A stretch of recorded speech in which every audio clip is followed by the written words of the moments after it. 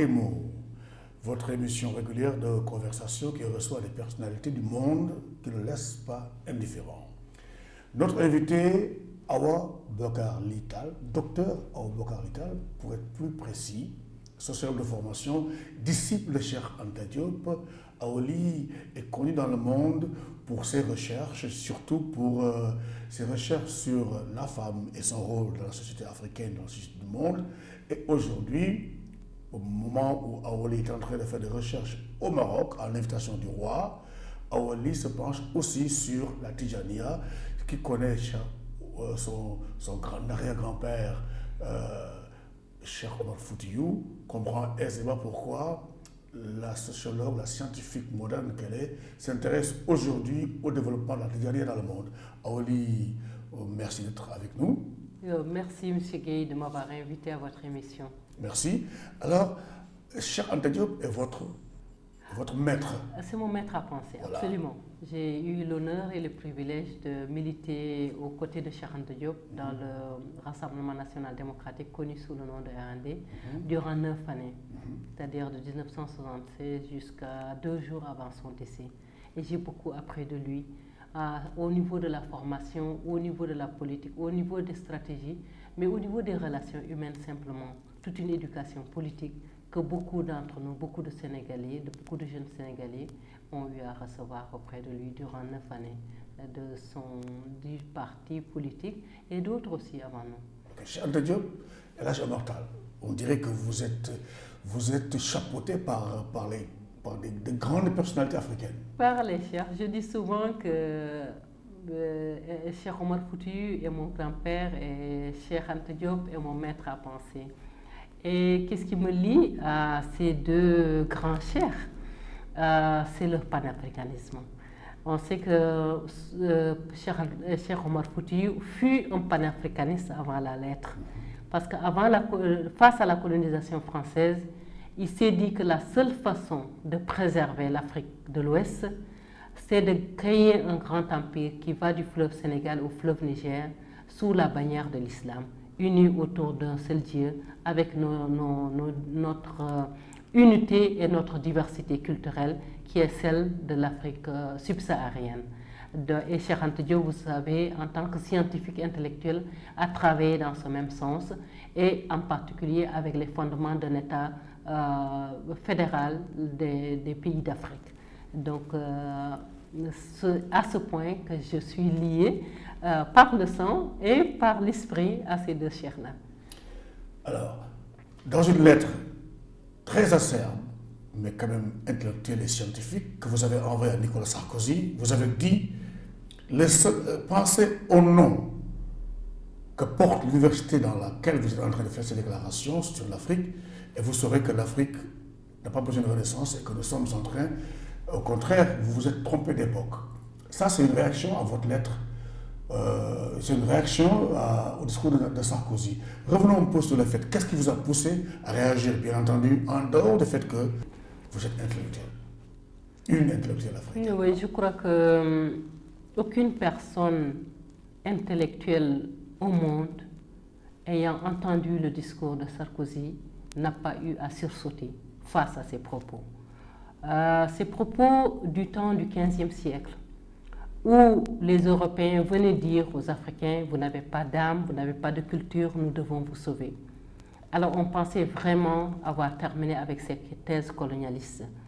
Alors qu'un monsieur, quoi qu'on dise, même s'il n'a pas été parmi les révolutionnaires, mais de la génération des 68 ans, vienne nous tenir ces propos-là au 3e millénaire, j'avoue que c'était vraiment anti-époque. Et on n'avait pas espéré entendre ces propos-là. On n'avait pas pensé que vraiment c'était possible. Alors que le discours de Sarkozy a été, comme l'ont dit certains de vos collègues des médias, injurieux d'un bout à l'autre vis-à-vis des Africains.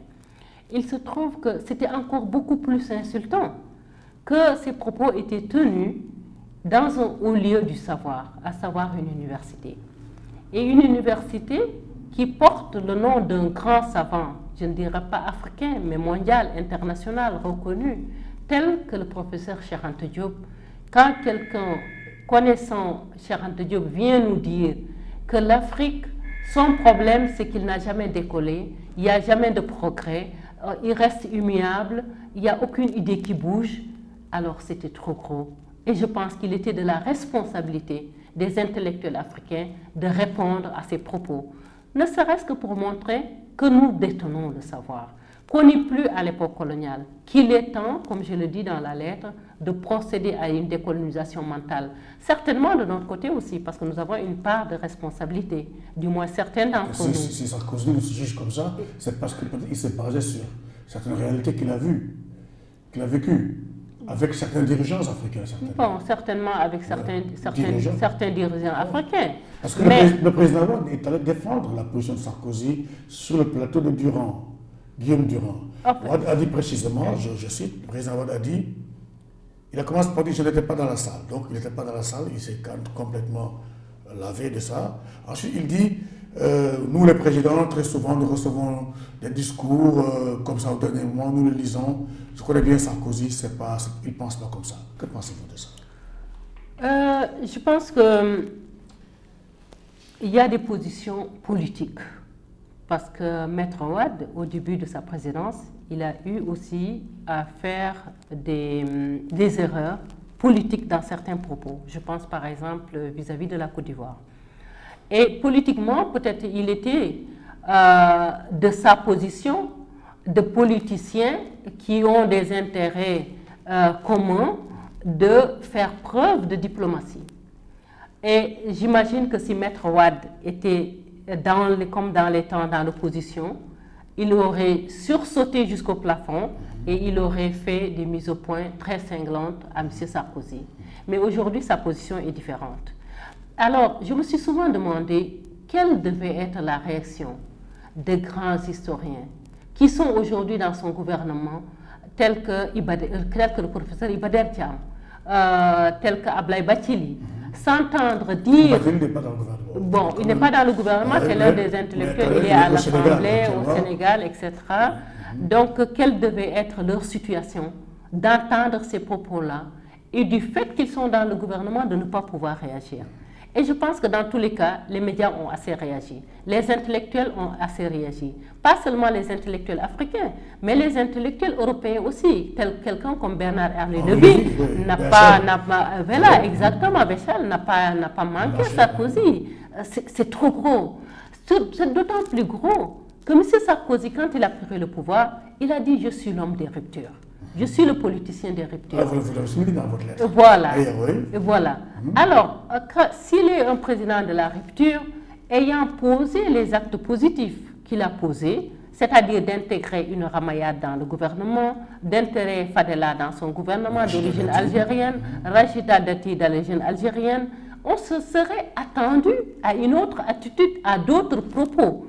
On pensait qu'il allait venir dégager les nouvelles bases sur lesquelles il allait collaborer avec l'Afrique. Mais de prononcer un discours quasiment colonialiste, je pense que c'est de trop. Et Maître Wade n'a pas manqué de condamner cela. Il a dit que le discours est inacceptable. Maintenant, il a eu des positions un peu politiques.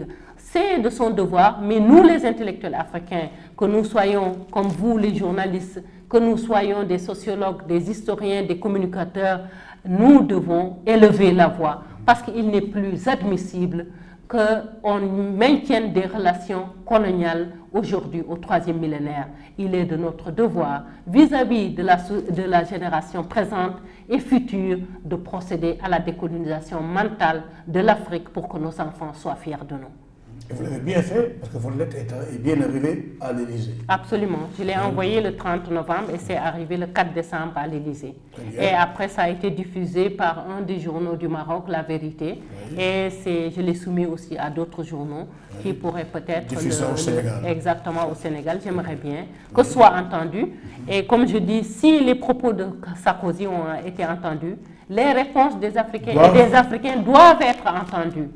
Et ça montrera à Sarkozy et à d'autres personnes qui veulent encore maintenir des relations colonialistes avec les Africains de voir que l'époque a changé et que les attitudes et les comportements doivent changer tel que je l'ai demandé, tel que j'ai exhorté le président de la République de la France à faire pour qu'il y ait des relations cordiales, amicales et qu'on passe au développement durable à partir des attitudes de respect et d'équité. Dans son discours, Sarkozy a beaucoup parlé des querelles intra-africaines, les luttes entre Africains qui bloquent un peu le développement. Vous avez bien réagi. Est-ce que nous pouvons avoir votre réaction? Vous savez, M. Gueye, que chaque pays a sa grandeur et ses misères. Mais ce qui se passe, c'est que souvent on a tendance à parler des misères de l'Afrique et jamais de ses grandeurs. Et c'est cela que j'ai tenu à rappeler à M. Sarkozy. M. Sarkozy a posé de beaux gestes à la première commémoration du 14 juillet. Qu'est-ce qu'il a fait? Il a rassemblé l'Europe. Cette Europe qui s'est battue du Moyen-Âge jusqu'en 1945. Pour le prendre, il y a eu une multitude de guerres. La guerre des 30 ans, la guerre des 6 jours, la Seconde Guerre mondiale a fait 52 millions de victimes, M. Gueye. La Première Guerre mondiale, c'était au moins le tiers.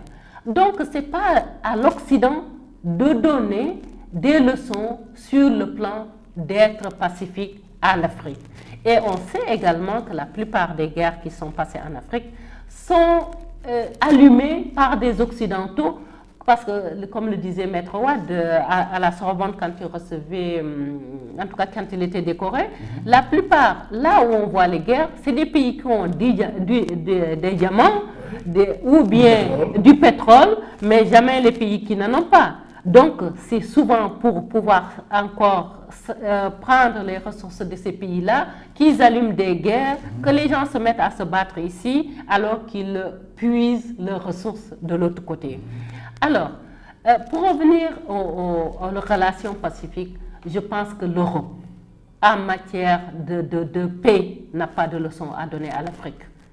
Et si on peut prendre un exemple, je disais que s'il avait pensé d'une part au niveau du savoir, au niveau du développement, à une seule personne, c'est-à-dire Nelson Mandela, qui au lendemain de la fin de l'apartheid, l'Afrique du Sud aurait pu sombrer dans la guerre civile. Mais grâce à un leadership extraordinaire de Nelson Mandela a dit, donnons-nous la main, construisons ce pays, parce que s'il se détruit, nous allons nous détruire. Et si le Moyen-Orient avait un leader aussi charismatique que Nelson Mandela, je crois qu'Israël et Palestine n'en seraient pas là et le monde ne serait pas dans une situation de guerre telle que c'est aujourd'hui. Donc, autant il essaie de tourner le dos à ce sombre passé de l'Occident qui a connu des guerres et auxquelles les Africains sont allés leur porter main forte pour se libérer du nazisme, que le maréchal Pétain avait livré à Hitler. Et je disais qu'il a eu à décorer, par exemple, les soldats de l'Alliance, les soldats des Alliés aux États-Unis. Mais sans les troupes africaines, sans les bases africaines, la France n'aurait pas dû résister au nazisme. Ce serait encore aujourd'hui une province allemande. Donc, la France nous doit beaucoup. Nous doit beaucoup de par la façon dont ils nous ont pompé nos richesses, nous doit beaucoup par la façon dont ils ont utilisé nos ressources humaines, nous doit beaucoup par la sauvegarde du français à laquelle nous contribuons. Monsieur Gueye, vous le savez très bien. Si aujourd'hui les Africains arrêtaient de parler français, je pense que le français ne serait pas mort de sa belle mort, mais serait bien en agonie. Je suis entièrement d'accord. Je dis souvent que si dans 100 ans on parle français, ce sera en Afrique. Exactement, absolument. Alors, docteur Awa Bocar Littal, vous avez vécu au Canada et là, vous avez continué vos recherches, vos travaux et vous avez été coopté, et c'est la fierté d'ailleurs du Sénégal, que vous ayez été coopté par la gouvernante générale, c'est-à-dire l'autorité suprême de l'État, oui, au Canada, qui m'a coopté pour l'accompagner dans une mission. Oui, parmi les experts, dans sa délégation d'experts. C'était quoi un peu cette mission? Cette mission a été demandée par le Premier ministre du Canada et peut-être pour situer un peu vous savez que le Canada, en fait, souvent on pense que c'est seulement l'Afrique qui a vécu sous la colonisation, mais le Canada aussi a vécu sous la colonisation britannique. Oui. Et aujourd'hui, la gouverneure générale du Canada représente la reine. Et elle est l'autorité suprême. Si le Premier ministre veut changer, par exemple, de gouvernement ou former un gouvernement, il est obligé d'aller au pied de la gouverneure générale pour lui soumettre son projet. Et ce n'est que sur l'acceptation de la gouverneure générale, je parle de la gouverneure générale parce qu'actuellement, c'est une femme, et qu'au Québec, nous féminisons le français, le Canada. Le français, c'est particulier. Voilà, exactement. Donc, voilà, et puis le Premier ministre avait demandé à la gouverneure générale de faire une visite d'État en Afrique, dans 5 pays d'Afrique, notamment en Algérie, au Ghana, en Afrique du Sud, au Mali et au Maroc. Et la gouverneure devait aller avec certains experts en matière de santé, en matière de connaissances africaines comme moi, en matière de lutte contre certaines violences faites aux femmes, telles que l'excision, pour laquelle je suis un peu spécialiste. Et donc, j'ai eu à l'accompagner dans ces 5 pays d'Afrique-là. Et j'étais la seule Canadienne d'origine africaine à faire partie. Et puis, effectivement, c'était la fierté de la communauté noire en général et africaine en particulier. Et c'était pour consolider justement les relations de coopération entre le Canada et l'Afrique. Et c'est dans ce sens que j'ai poursuivi au Maroc, invité, comme vous avez dit tout à l'heure, par Sa Majesté, à venir approfondir des recherches sur la Tijania, en particulier sur la parenté entre la Tijania en Afrique au sud du Sahara, l'Afrique de l'Ouest, et en Afrique au nord du Sahara, en particulier avec le Maroc. Et ça, c'est vos travaux actuels? C'est mes travaux actuels. Et je travaille également parce que l'une de mes préoccupations, c'est femmes, religion et paix, parce que dès qu'il y a la guerre, c'est les femmes qui sont les principales victimes. Et quelle est aujourd'hui la responsabilité des religions pour l'établissement ou le rétablissement de la paix? C'est très important. Quel est le rôle des femmes qu'elles ont joué, parce que souvent elles jouent dans l'ombre, pour la réconciliation, pour la consolidation des liens pacifiques et pour arriver à la paix, pour un développement durable. Je pense que c'est extrêmement important. Et dans le cadre de la mondialisation aujourd'hui, parce que quand vous regardez au Canada avec l'ALENA, qui regroupe le Canada, les États-Unis, même le Mexique, quand vous regardez l'Europe des 27 et que nous, on nous exclut, je pense que nous devons essayer de voir qu'est-ce qui nous lie pour renforcer nos liens, pour un meilleur développement. Et c'est dans ce sens que je travaille dans ces recherches-là. Oui, nous en sommes très fiers. Et justement, d'ailleurs, ça nous mène à la situation actuelle de l'Union africaine. Ouais. Il y a un problème. Il y a une crise entre le président de la Commission, l'Union africaine, et les présidents, qui ne veulent pas entendre de critiques, qui veulent prendre des décisions comme des souverains qui sont dans leur pays. Ce qui amène à un blocage. Par exemple, que pensez-vous du fait que Kufuor, qui dirige aujourd'hui l'Union africaine, est allé essayer de négocier au Kenya, il a échoué, sans aviser le président de la Commission qui est Alpha Oumar Konaré. Ensuite, Kofi Annan, qui était l'ancien patron des Nations Unies, qui est maintenant sorti, est allé aussi négocier sans associer Konaré. Que pensez-vous de ça, qui mène à une crise? Nous avons l'impression que les organisations, les commissions fonctionnent en vase clos et que l'Union africaine est bloquée.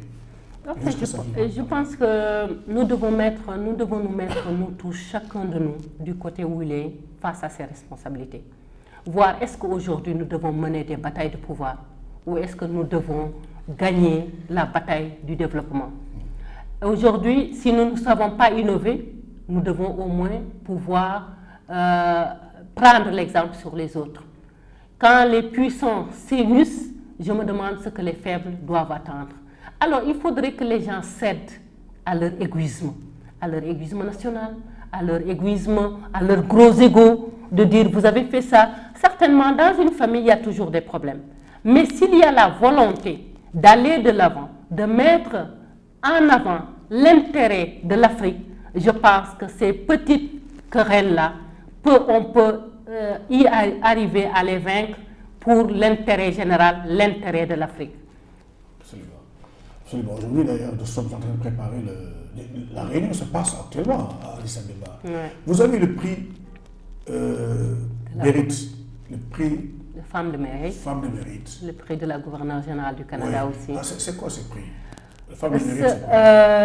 Le prix Femmes de Mérite, c'est le YWC de Montréal qui l'octroie aux femmes qui se sont distinguées dans la défense des droits des femmes. Et curieusement, j'étais la première africaine à recevoir ce prix aussi. Le prix de la gouverneure générale est un prix encore beaucoup plus prestigieux et c'est un concours au niveau pan-canadien où il y a donc plus de 30 millions de personnes, donc dont une moitié de femmes, un peu plus d'une moitié de femmes, donc 51%. Donc le concours est lancé, on demande aux gens de proposer des candidates qui se sont distinguées dans la défense des droits des femmes dans différents domaines, parce qu'il y a eu des femmes qui sont battues, 5 Albertines, qui sont battues en 1919 pour que la femme soit reconnue comme personne légale, pouvant avoir droit de vote, pouvoir siéger à l'Assemblée, etc., etc. 50 ans après, le Canada a instauré ce prix que le Canada a appelé prix de la gouverneure générale en commémoration de l'affaire Personne, pour honorer et montrer l'exemple de la défense des droits des femmes. Et en 2005, j'ai eu l'honneur et le privilège de recevoir ce prix, et en tant que première Canadienne africaine à le recevoir aussi. Vous êtes absentée pendant un certain temps du Sénégal. Oui. Quelle est votre impression à votre retour? Qu'est-ce qui vous a frappé? Enfin, après combien de temps? 4, 5, 6 ans? Oui, enfin un peu plus. J'ai eu à faire quelques passages de 2 semaines et tout ça. Peut-être au niveau très élémentaire, les routes qui ne sont pas bonnes, la circulation qui est extrêmement difficile, mais tout un bouillonnement intellectuel aussi, le fait que le peuple sénégalais reste debout. Et il faudrait une bonne volonté politique. Je pense qu'on devrait faire moins de politique et beaucoup plus de développement. Le peuple en a besoin et pour aller de l'avant.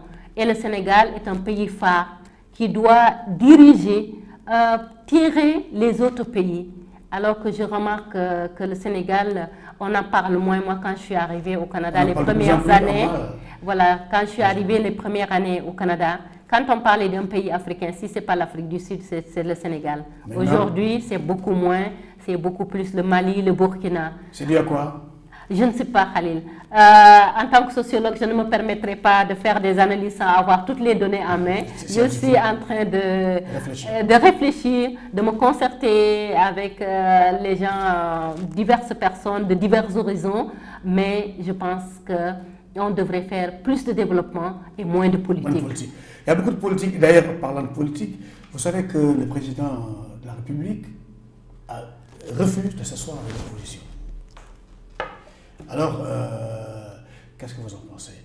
Le président a remporté les élections en 2007, résultat contesté. Il y a une crise il y a une espèce de crise entre le pouvoir et l'opposition. L'opposition réclame les assises nationales. Le président dit non parce qu'il a remporté les élections. C'est des gens qui ont dit qu'ils ne le reconnaissaient pas. Donc, mais je pense que dialectiquement, quand l'opposition se met à réclamer de rencontrer le président, l'opposition reconnaît le président. Que pensez-vous de cette petite crise au Sénégal aujourd'hui? En fait, si je parle de ce que je connais le mieux, c'est-à-dire si j'observe les institutions nord-américaines, où celui qui a le pouvoir, il est là, l'opposition est là, et ils sont dialectiquement obligés de collaborer. Parce que c'est le pouvoir et le contre-pouvoir. L'opposition est payée parce qu'il gagne de l'argent. Et il gagne de l'argent pour s'opposer, mais de façon constructive. Et le pouvoir ne peut pas ne pas tenir compte de ces gens qui ont été élus démocratiquement, tout comme l'opposition ne peut pas ignorer ce pouvoir qui est élu démocratiquement. Donc, dans l'intérêt du peuple, dans l'intérêt du pays, ils doivent collaborer, prendre leurs responsabilités, voir qu'ils n'ont pas le droit de laisser sombrer ce pays-là. Et je pense que le reflet un peu... j'ai vu la tristesse des Sénégalais au lendemain du match. Et je pense que c'est un peu le reflet de la tristesse des Sénégalais. Et c'est dommage. Il faudrait que tous se reprennent. Que le président de la République se reprenne. Que les gens de son gouvernement se reprennent. Que les gens de l'opposition se reprennent en se disant que non pas ils doivent gagner de petites batailles personnelles ou de partis politiques, mais ils doivent gagner la bataille du développement. C'est leur responsabilité vis-à-vis des générations présentes et futures. C'est comme ça que vous voyez, c'est vrai. C'est vrai que, bon, j'espère donc que nous espérons que votre appel sera entendu. Et que certainement que le président acceptera de discuter avec l'opposition, parce que ça ne mène nulle part si on continue à ne pas se parler. Quand on ne se parle pas, comme on dit en sociologie d'ailleurs, l'intégrisme se développe. Absolument. Et quand ça se développe, on se radicalise, et c'est le choc. Et c'est le choc et ça ne fait avancer. Ça ne commet que des choses qui ne sont pas bonnes parce que c'est le blocage. Et on a le droit de développer ce pays-là. Au lendemain de l'alternance, le président et le gouvernement avaient tous les atouts en main. Et je dis souvent que le président Wade aurait dû être le Nelson Mandela de l'Afrique de l'Ouest. Et il doit se ressaisir et agir en tant que tel, à mon avis. Pendant qu'il est encore temps. Pendant qu'il est encore temps, bien sûr.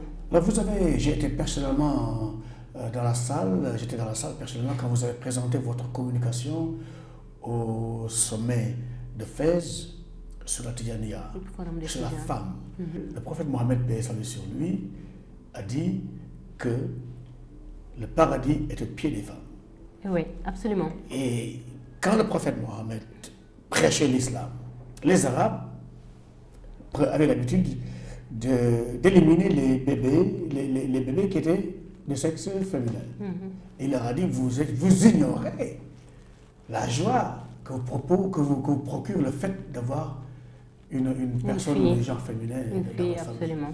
Et votre texte a été très bien applaudi dans la salle. C'est vrai. Et qu'est-ce que vous comptez en faire? Est-ce que vous comptez en faire une publication ou bien est-ce que vous comptez en faire un produit parce qu'il était tout à fait puissant? Oui, je pense que c'est dans la suite de mes préoccupations intellectuelles et de militante des droits de la personne et de la cause des femmes. Et je pense aussi que, parce que j'ai trouvé une expérience assez extraordinaire au Maroc, où le roi Mohamed V est parti des valeurs culturelles de sa société et de ses convictions religieuses. Parce qu'il y a les grandes conventions internationales qui ont été établies avec une entente signée et tout ça. Mais si les gens n'y croient pas, ça n'avance pas. Alors, il part de ce que dit le prophète et ce qu'a écrit le prophète pour dire nous devons respecter la femme. Nous devons donner aux femmes leurs droits.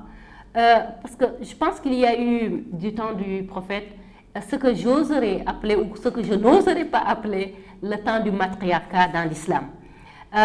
Vous le savez autant que moi. C'est ce qu'on nous disait à Marrakech parce que j'avais embarqué aussi dans une visite de femmes entrepreneurs marocaines, canadiennes d'origine marocaine et puis d'autres femmes canadiennes et nous avions fait les grandes villes. Et le wali de Marrakech nous disait la première femme entrepreneur, c'est la femme du prophète. C'est Sokhna Khadija qui était entrepreneur, qui est au service de qui le prophète Mohammed sallallahu alayhi wa sallam était, qui a travaillé pour lui. Et il y avait cette différence d'âge de 17 ans. Mais il a respecté cette femme, il a été avec lui jusqu'à sa mort. Il est resté veuf pendant des années. Il a fallu des pressions pour qu'il prenne une autre épouse et d'autres épouses qu'il a pris pour des raisons diplomatiques, etc., etc. Et au moment où le prophète Mohammed sallallahu alayhi wa sallam partait, semble-t-il, quand on lui a dit désormais, si nous avons des questions, à qui devons-nous nous adresser? Il a dit adressez-vous à Aïcha. Ça montre toute la confiance que le prophète Mohammed sallallahu alayhi wa sallam avait fait aux femmes. Et j'ai pris aussi l'exemple, j'ai parlé dans mon discours aussi au forum de Fès, au forum des Tijanes à Fès, sollicité par Sa Majesté le roi Mohammed VI de l'âge Omar Tal. Quand il a été au Moyen-Orient, à l'université El-Azhar, en Égypte, qu'il a impressionné les Arabes par son savoir, par son raffinement, par son intelligence, il y a un arabe qui lui a dit « Votre père doit être un grand homme ». Il a répondu presque fâché « Des hommes comme mon père, j'en ai laissé plusieurs au Fouta. Mais des femmes comme ma mère, j'en ai pas laissé au Fouta. et je doute d'en trouver ici. Ça montre l'importance qu'il donne à la mère. Et toute femme est potentiellement mère. La petite fille, quand elle a 5 ans, elle va grandir, donc elle va devenir une maman. Donc c'est l'importance même de la femme au-delà de la mère. Et c'est mon oncle, Cheikh Montagatal, qui me l'a dit quand j'ai entrepris aussi de voir quelle a été la contribution des femmes dans la djihad omarienne.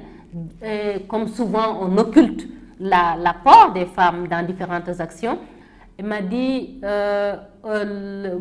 ton grand-père El Hadji Omar Tall, au moment où, avant d'entrer dans les falaises de Bandiagara, quand il a enlevé certains de ses éléments, certains de ses habits, son chapelet, son message, c'est à une femme qu'il l'a confié. Ça montre aussi la confiance que El Hadji Omar avait. Alors, quand on montre l'exemple des grands cheikhs, comment se fait-il qu'aujourd'hui, comme le dit le rapport des Nations Unies, le problème du monde arabo-musulman, c'est d'écarter les femmes, de ne pas profiter de leur intelligence, de ne pas profiter de leurs idées géniales, de ne pas profiter de leur travail. Et il est temps qu'on se ressaisisse, leur sens même exactement.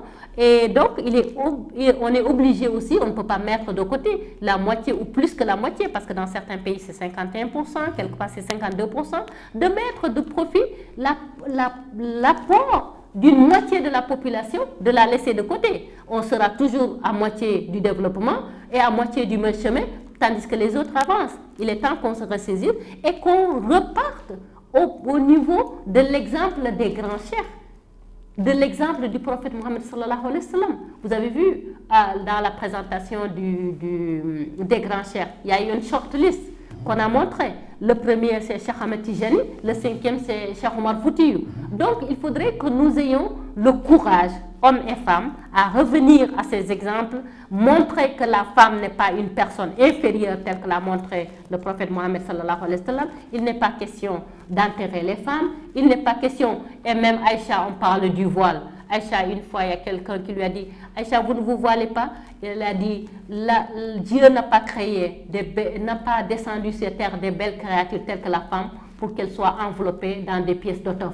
Donc, il y a beaucoup de dérives, d'interprétations de la part de l'islam, de la part de certains musulmans du moins, une mauvaise interprétation de l'islam. Il est temps qu'on revienne à l'islam des Lumières, et c'est un peu dans ce sens. Qui est d'ailleurs l'islam moderne, absolument, très moderne, absolument, qui donne à la femme sa place. Absolument. En fait, disait aussi, le meilleur d'entre vous, c'est le meilleur parmi ces femmes. Absolument, absolument. Alors, nous sommes à la fin de cette conversation. Dr Ayibou Ralta était notre invité. Sur le point des mots, merci de nous avoir suivis. À bientôt.